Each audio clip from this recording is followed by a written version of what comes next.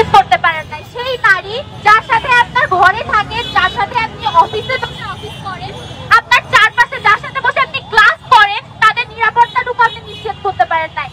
এমন একটি অবস্থায় আমরা দাঁড়িয়েছি যেখানে একটি নারী, একটি শিশু তার ঘরেও নিরাপদ নাই। আমরা জানি আজকে আমরা কেন এখানে দাঁড়িয়েছি।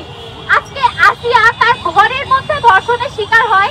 আজকে কাল রাতে আমরা খবর পেয়েছি আরো একটি শিশু, 4 বছরের শিশু, সে ধর্ষণের শিকার হয় 14 বছরের একটি ধর্ষকের দ্বারা। তাকে আমরা ধর্ষকই বলবো, কারণ একটি নারী যখন ধর্ষক হয়, সে যখন আরো একটি পুরুষের দ্বারা ধর্ষিত হয়, তখন আমরা শুনি সে নাকি প্রাপ্তবয়স্ক না, জন্য তার পরিচয়টি সবার সামনে নিয়ে আসা হয় না। এমনকি এই ধর্ষকদের কোনো বিচার হয় না।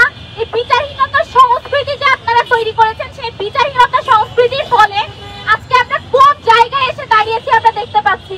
যমুনা ইলেকট্রনিক্স ঈদে ডাবল খুশি অফার সিজন 3, যে কোনো পণ্য কিনলেই পাচ্ছেন নিশ্চিত ঈদ উপহার। আজকে প্রতিনিয়ত ফেসবুকে নিউজ ফিড খুললেই আমাদেরকে ধর্ষণের খবর পেতে হয়, একের পর এক ধর্ষণ, এবং সেটি দেখে কান্না করা ছাড়া আমাদের কোনো উপায় থাকে না, কারণ আপনার দেশে তো সেই বিচারহীনতার সংস্কৃতি কি আছে।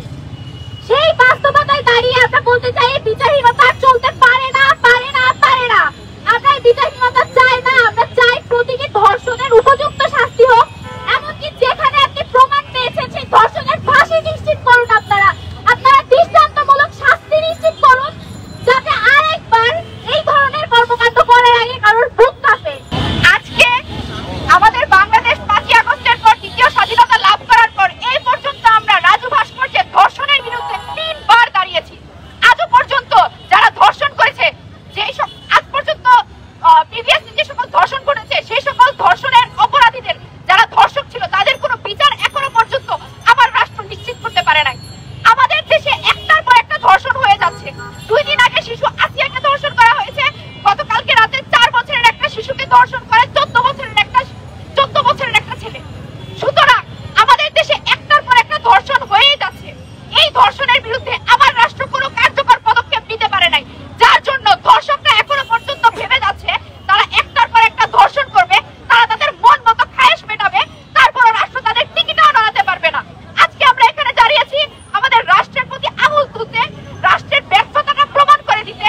আপনারা এখনো পর্যন্ত স্বরাষ্ট্র উপদেষ্টা, আইন উপদেষ্টা কেউই ধর্ষকের কোনো দৃষ্টান্তমূলক শাস্তি নিশ্চিত করতে পারেন নাই, যার কারণে আমার মা বোনেরা রাস্তায় নিরাপদে চলাচল করতে পারে।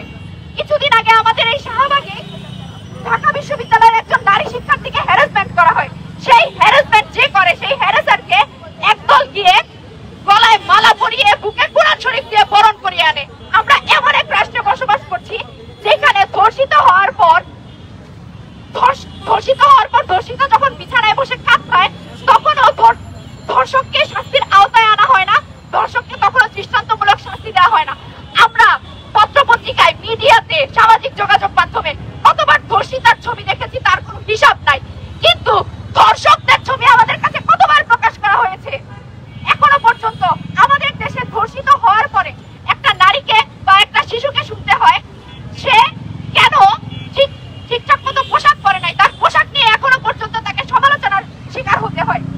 আমরা মনে করছি এবং আমরা আশা করছি এখনো পর্যন্ত বাংলাদেশে যতগুলো ধর্ষণ হয়েছে, সেই তনু থেকে শুরু করে এখনো পর্যন্ত আসিয়া পর্যন্ত যত ধর্ষণ হয়েছে, প্রত্যেকটা ধর্ষকের দৃষ্টান্তমূলক শাস্তি দেওয়া হবে এবং কোনো গড়িমসি না করে অতি দ্রুত তাদেরকে ফাঁসির আওতায় আনা হবে। আজকে আমরা যারা এখানে সংগঠিত হয়েছি, তাদের আসলে কিন্তু এখানে আসার কথা ছিল না। তাদের কথা ছিল তারা 8ই মার্চের যে গতানুগতিক নারী দিবসের প্রোগ্রাম, যে প্রোগ্রাম প্রতি বছর হচ্ছে কিন্তু কোনো লাভ হচ্ছে না, যে প্রোগ্রাম প্রতি বছর হচ্ছে কিন্তু আমাদের মেয়েদের ধর্ষণ কমছে না, যে প্রোগ্রাম প্রতি বছর হচ্ছে কিন্তু আমরা নারীরা নিরাপত্তাহীনতায় ভুগছি, সেই প্রোগ্রাম করতে আমরা গিয়েছিলাম। কিন্তু তার পরবর্তীতে আমরা সেই প্রোগ্রাম আর কন্টিনিউ করতে পারিনি। কেন পারিনি? কারণ আমাদের কাছে খবর এসেছে আমাদের শিশু আসিয়া, যে কিছুদিন আগে ধর্ষিত হয়েছিল, সে আসলে এখন মৃত্যুর সঙ্গে পাঞ্জা লড়ছে।